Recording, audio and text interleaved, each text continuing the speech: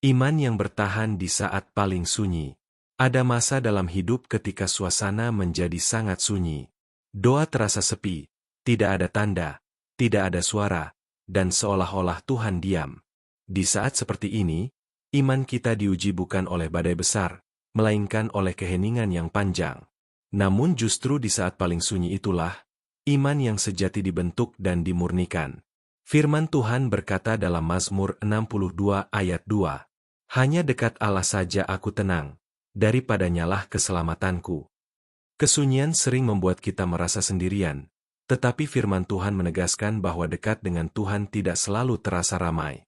Ada kalanya Tuhan membawa kita ke keheningan supaya kita belajar bersandar penuh, bukan pada perasaan, melainkan pada iman. Banyak tokoh Alkitab mengalami masa sunyi bersama Tuhan. Daud berulang kali menulis tentang jiwanya yang menanti dalam diam. Dalam Mazmur 13 ayat 2, ia berkata, "Berapa lama lagi, Tuhan, kau lupakan aku terus-menerus? Berapa lama lagi kau sembunyikan wajah-Mu terhadap aku?" Pertanyaan ini menunjukkan kejujuran iman. Iman yang bertahan bukan iman yang tidak pernah bertanya, tetapi iman yang tetap tinggal meskipun belum mendapat jawaban. Daud tidak pergi menjauh. Ia tetap datang kepada Tuhan, sekalipun hatinya gelisah. Firman Tuhan juga menguatkan kita dalam Ratapan 3 ayat 31-33. Karena tidak untuk selama-lamanya Tuhan membuang. Karena walaupun ia mendatangkan kesusahan, ia juga menyayangi menurut kebesaran kasih setianya. Karena tidak dengan rela hati ia menindas dan menyusahkan anak-anak manusia. Kesunyian bukan penolakan. Keheningan bukan tanda Tuhan meninggalkan kita. Ada proses pembentukan iman yang hanya bisa terjadi ketika suara lain disenyapkan.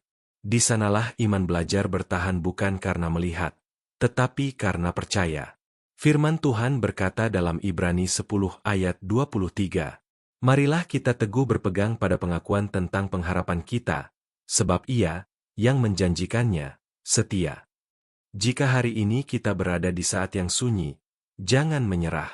Tetaplah setia. Tetaplah berharap.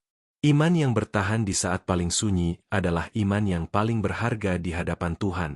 Mari berdoa. Tuhan yang setia, Engkau mengetahui saat-saat sunyi yang kami jalani. Ketika doa terasa hening dan hati terasa sepi, tolong kami untuk tetap berpegang kepadamu. Teguhkan iman kami agar tidak goyah oleh keheningan. Ajari kami percaya bukan karena apa yang kami rasakan, tetapi karena siapa Engkau. Kami percaya Engkau setia dan tidak pernah meninggalkan